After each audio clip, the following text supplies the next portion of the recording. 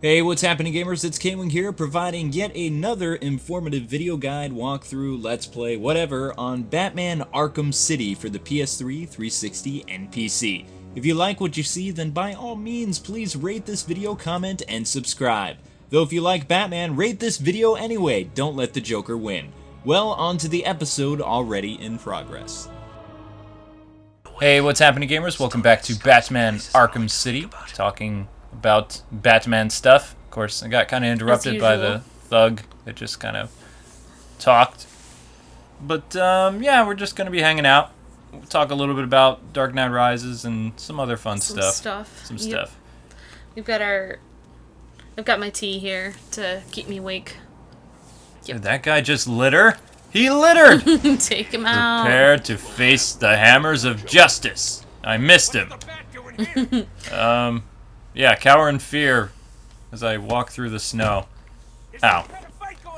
Anyway, yeah, if you guys are new to our series, this is Arkham City Wednesdays. I guess you could say that. We do a new episode of Arkham City every Wednesday.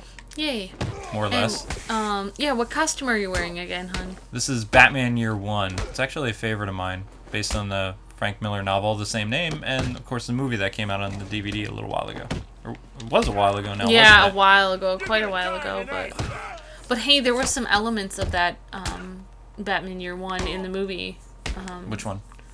Some of the Nolan movies. Yeah, Batman Begins, and I think even The Dark Knight had some elements of that. Sorry, get my butt kicked. Especially with Commissioner Gordon and stuff. Yes, Commissioner Gordon was modeled after the Year One incarnation, which I like. Which makes him awesome. Makes him It tubular. was totally awesome. He was really great in the Dark Knight Rises. But we won't do any spoilers in this video about the Dark Knight Rises because that might be another video coming out. We won't really be talking about it a lot. But K-Wing's been working really hard on his review. I have the Dark Knight Rises. Yep. Yeah, we've been doing that, and yeah, today we were talking. I was helping him with, he asked me to lend an ear to help him out with the music that he puts together, so we were having a lot of fun with that. And something that we kind of wanted to talk about today was Bear traps? No, not bear traps. Stay on topic, no. What is this topic, and how do you make it work? We just wanted to talk a little bit about the music difference between like the Nolan movies and the difference in the trilogy, and K-Wing was making his review with some of the Dark Knight Rises music, and I was just like, no, we need some Batman Begins in there. There's something, there's something missing, It doesn't work. And, it's boring. So K-Wing and I have definitely been searching the internet for random Batman music, and we've been having a blast doing it. I'm a great person at taking up K-Wing's time by getting him off target and going around being like, ooh, look at this. So shiny floors. Yeah. Exactly. So I took K-Wing, he was kind of, just working away, but I'm good at making you laugh though, so that's a good thing. Yeah. Sometimes. So yeah, so we went from, K-Wing went from working hard to kind of goofing hardly off, working. To hardly working and looking at music, but it was fun. And then, yeah, so anyway, so we're talking about the music. So Batman Begins was a combined effort with Hans Zimmer and James Newton Howard. Correct. Now, when I first listened to that was like, wow, this is fantastic. Like, I don't know, I couldn't believe that music. It was amazing for me. It was a very different sound compared to Danny Elfman's overpowering brass section and, this really triumphant theme. It was very modern. Well, Danny Elfman is awesome. Oh, no question. But I really liked the Batman Begins theme music, and you could tell it wasn't just the generic superhero music that you usually hear. There was a lot of strings in there, and it sounded kind of classical, and there was a lot of heart, a lot of nice chord progressions, and it really played on your heartstrings, and And then, I'm watching The Dark Knight Rises, and it's just not the same. And I'm just thinking, wow, maybe this music wasn't that great. Maybe I was wrong. I don't know what I was thinking.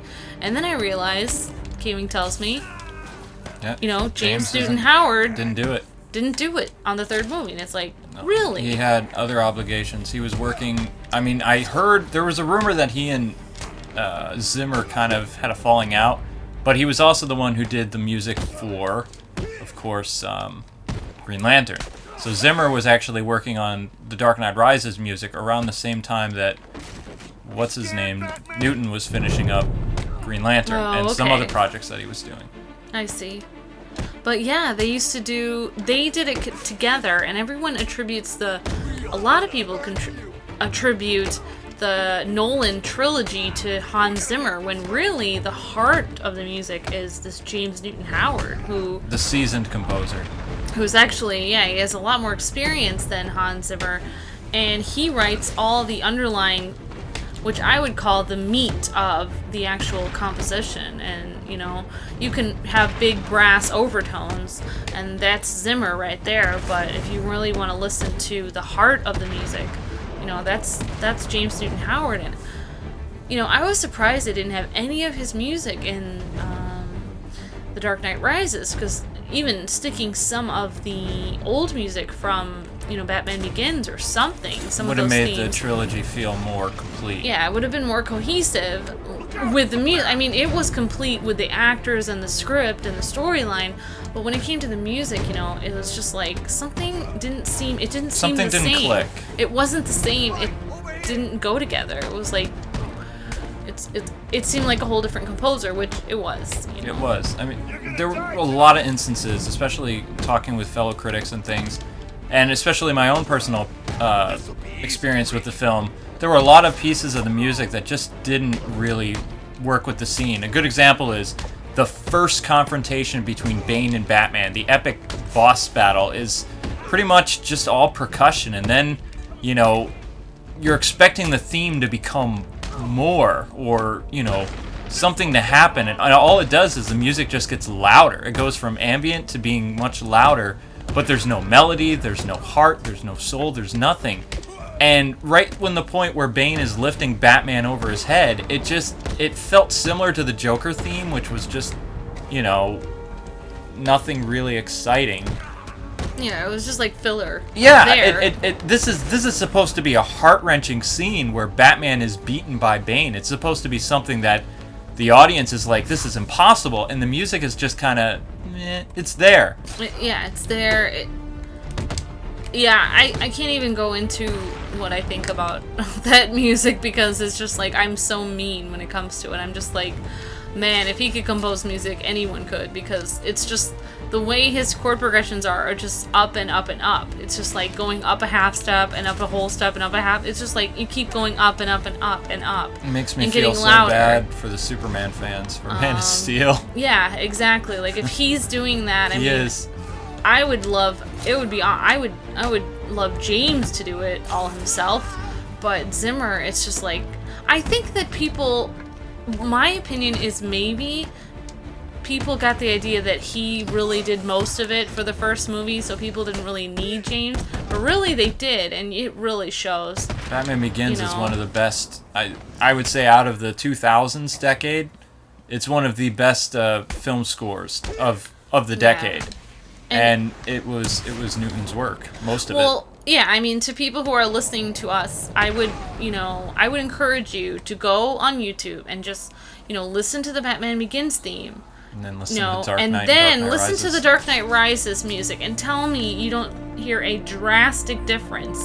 And even music, some of the themes that are supposedly supposed to be similar and sound the same, they're the underlying, heart of the music and soul that, tugs in your heartstrings, it's just not there. And all the intricate chord progressions and the violins and, it's just, music is more about than just brass getting louder and softer with the same note over and over again. I mean, sorry, Zimmer, but that's pretty much what you did. So, I'm sorry. I guess we should retitle this episode Hans Zimmer's Batman music sucks. And here's why. Well, you didn't say that, I did. Sometimes I have to say things K-Wing is like... I'm too nice. Yeah, I have to say it. And you know what?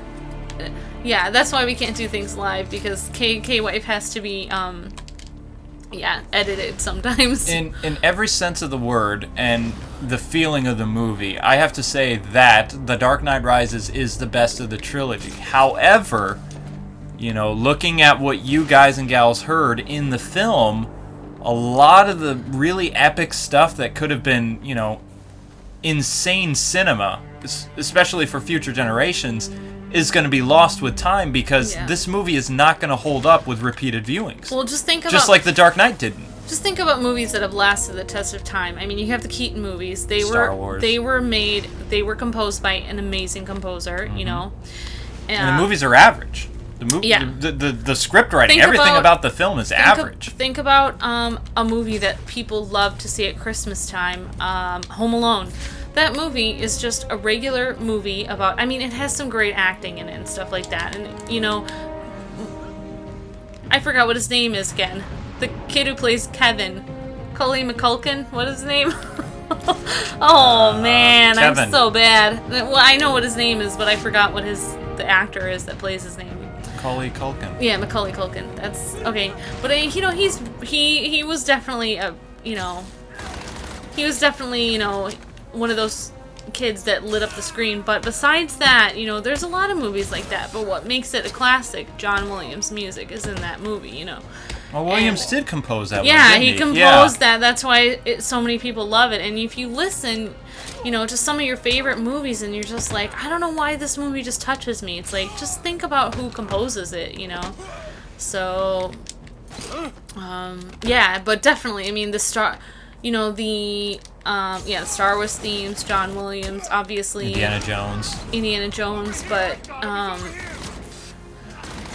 what was I thinking? Superman 1, 2, and 3. I mean, when you think of that, people can hum. If you have a theme that you can hum when you leave and you're not even a good musician and you can hum it, I mean, you know that theme has been ingrained into your head. Not only that, but it's been put into your heart, because why would you want to hum it unless it made you feel something? You know what I mean? So I just feel like, you know, if you see the movies that will stand the test of time, you know, not only are they going to have, you know, excellent actors and great script and great editing and directing, but the thing that's really going to push it over the edge and make you want to keep watching it is, you know, the music. But that's the thing that people don't usually think about. They don't get it in the modern age. A lot of people don't even notice that there's a difference between the music, and people actually think that, you know, Zimmer has composed all three. When really, you know, James Newton Howard really composed the heart of the first one and some of the second. That's what I'm really surprised though, especially with Dark Knight Rises. When you get to certain parts, especially when this is essentially kind of a flashback and going back to how Batman Begins was, like the storytelling, the editing, the way, you know, the character progression and the journey. They don't use any music whatsoever or attribute that music from Batman Begins. It's like it's an all new composition. Yeah. There's a little subtle hints, like the Wayne family theme is kind of there, but it doesn't have the same power that it did. Yeah. Like, I didn't cry at all in the movie. When Batman supposedly died, I thought I was going to be on the verge of tears. Nothing. No, even the scene with Alfred that everybody says is so gut-wrenching, you know? Yeah. Nothing. Well, some people even think it's awkward, and I think maybe that's the reason it seems awkward is because the music doesn't fit. Mm-mm. And, you know, to make a movie, I mean, superheroes, you know, they're strong and they're powerful, but each superhero has seen, you know, parts of his life that are vulnerabilities. Yeah, and to express that, you need a composer who can not just do the strong parts of the character, but also needs to be able to compose, you know, tender moments and how the character is feeling, and the character can't just be feeling duh all the time. That's not how people. That's not that's not what. Maybe that's what people see, you know, yeah, on the outside. But to make a movie that really makes you feel what the character is feeling, you have to express that in the music. So, and K-Wing and I, we're both musicians. I mean, K-Wing's been a drummer for a long time, and we 20 both, some years. and you know, he also, yeah. But we you know, we've played music together, and I took some music theory in school, and I know it is not easy to compose good music. But they know how to do it.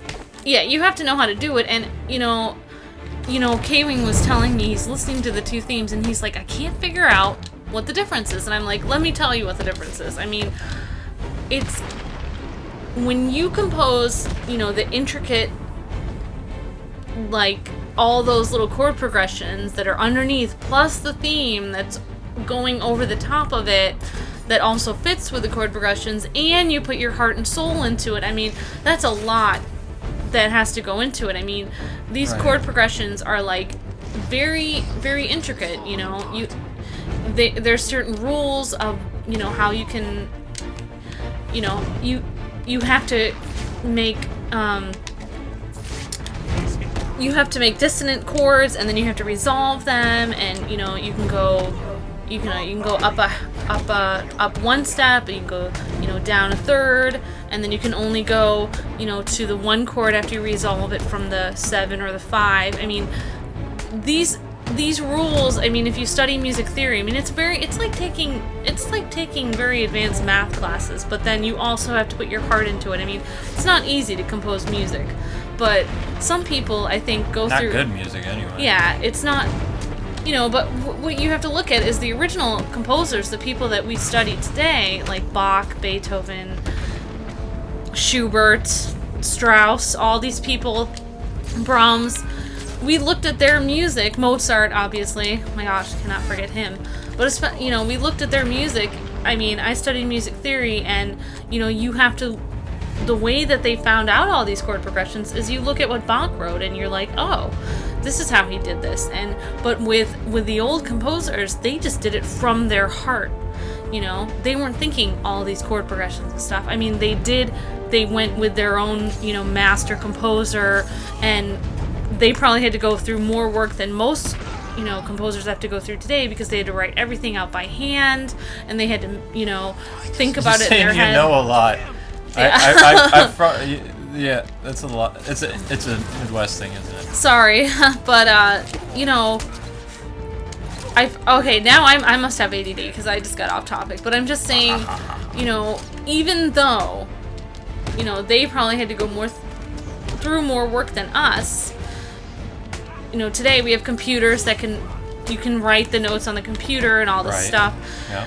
You know, they had to write everything out by hand and all this stuff, but it's like, even though they wrote everything out in their heart. And, you know, J.S. Bach said that what real music is when he was asked what the definition of music is, and he said it's your emotions and your feelings in sound. So it's like how you feel is like heard. You can hear how someone actually is feeling right then. I mean, that to me is amazing. But if you just write notes and you just make it loud, you're not showing what someone's feeling. So that was a long explanation. You're just giving people an earache. You're making, and I mean, if you notice a lot of sitcoms and stuff today, and I was even told this when I was in school, that, you know, you can make good money by just writing, you know, one or two notes and do it over and over again. And that's kind of the kind of music they have for things like soap operas. I mean... Well, Newton did the ER theme. He didn't do just 2 notes. Oh, no, he didn't. And, you know, there's certain composers that they're not going to settle for just, you know, being lazy. Theme. The Simpsons. Sometimes composers have rules on them. Sometimes, you know... Sometimes they're told, oh, well, I don't want it to sound like this. I don't want there to be a big theme. I want it to all be like you're running. And when you do listen to the Batman Begins music, you can hear, like, there's a complete difference with Batman Begins and The Dark Knight and The Dark Knight Rises. But Batman Begins, you can actually feel like Batman's coming because the music, at times, it sounds like either a cape flying or bats. Yeah, I thought it sounded like his cape whooshing because the way the drums are, it's like yeah, exactly. But K-Wing thought it sounded like bats, and it kind of does, actually. Especially, I'll remember this until, whenever, but when the scene happens in Batman Begins and you hear the Batman theme and the bats come flying in with that sound to it, it's like forever etched in my mind as bats flying. Yeah, exactly. And they make the bat emblem for Batman Begins. That was an amazing thing that really just set the tone for the movie, and it was like, okay, this is Batman's origin. This is what I've been waiting for a movie to do. Well, that's another good thing about movie music, is another interesting thing that you have to take into account is the music should mimic what's going on on the screen, obviously. And that's one thing K-Wing loves to do with his reviews is, make his music adjust to what he's talking about with his reviews. And people are like, wow, I really like listening to your reviews. And that's part of the reason, because K-Wing loves editing with the music. So he definitely is a music guy, which is pretty cool. And, that's some of the things, like some of those tender moments with Alfred. And just, even like, well, I can't go into too many of the... I was going to talk about another moment in The Dark Knight Rises, but I'm like, oh, spoiler. Censor yourself, we gotta be careful. So, there were just some moments that I was just, like, expecting, I was just expecting something. Like, I was expecting, the music to do something. Yeah, first listen to Batman Begins. We already said this, but first listen to Batman Begins theme, then listen to Zimmer. And then you definitely see the difference there. And then... night and day. Then listen to Danny Elfman's theme, and you're like, whoa. You're just like, I like Hans Zimmer a lot. I think he's a very good composer. I don't know if people put restrictions on what he could do for the Batman Begins. They didn't want him to do... I remember when they were talking, but the interviews all showed Newton. Yeah, like in the beginning, they said they did not want to go to the same direction as the Burton and Schumacher films. Oh, okay. But Schumacher didn't even do. If he would have actually used Elfman's score and had Elfman come on to do Batman Forever and Batman and Robin, things like that, then like you said, there would have been more to it. Yeah, so I mean, I like Newton, but yeah, I wish he would have, since he was all on his own for Green Lantern and he was given more, I would assume he would have been given more, leeway with what he could do.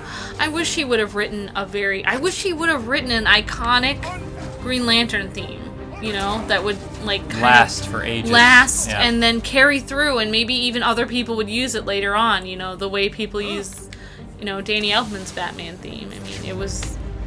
Which I didn't realize that Danny Elfman wrote the main theme for the animated series. Yes, he did. I did not know that. And the ending credits. It wasn't until The Adventures of Batman and Robin in 1994 that Shirley Walker did her theme. And her theme was really good because during the show, they don't really use Danny Elfman's theme at all. Well, once in a while, I think they do. No? Walker created her own Batman theme, which was really cool, and everybody attributes that. They think, that's the Danny Elfman theme. It's that wasn't. Danny Elfman. That's not Elfman. Yeah, that's Shirley. Yep, that's Shirley.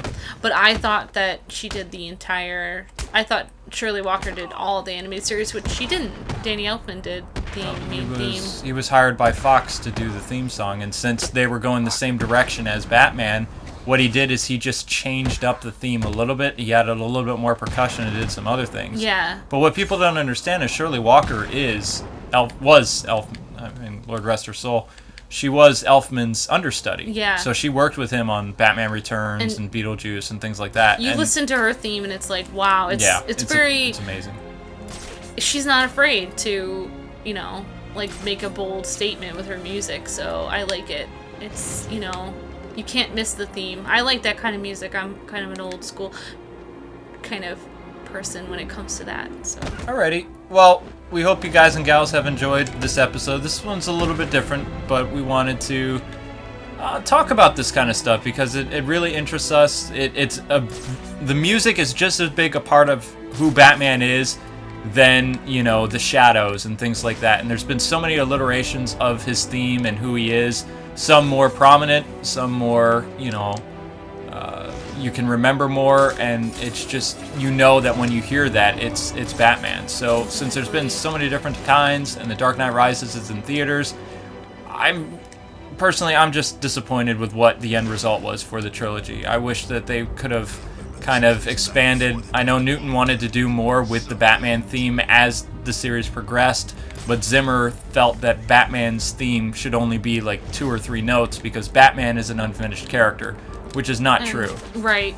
So we wish we could have seen what it really would have been. What Newton would have done with Batman's theme, but you know, we're still gonna love the Batman movies anyway, but we just, you know, it is what it is. We appreciate you, Newton. Yes, Yay. very much. So yeah, let us know in the comments too, like what you think of the music and if you notice a difference or whatever, if you saw the new movie. Or even a difference between The Dark Knight and the Batman Begins. Well, The Dark Knight, the critics that praised this one song so much, it was done by Newton, and it was the Harvey Dent theme, yeah, which that is was just, great. Oh, man. Definitely take a listen to that if you have time. So anyway, I guess we have to get get going. we gotta wrap up. Have a great day, everybody. Have a great night. Yeah, great night. And we hope you guys go see The Dark Knight Rises. The review will be this weekend sometime. God bless, happy gaming. Until we meet again, gamers. Thanks so much for watching, and we hope you guys have had fun.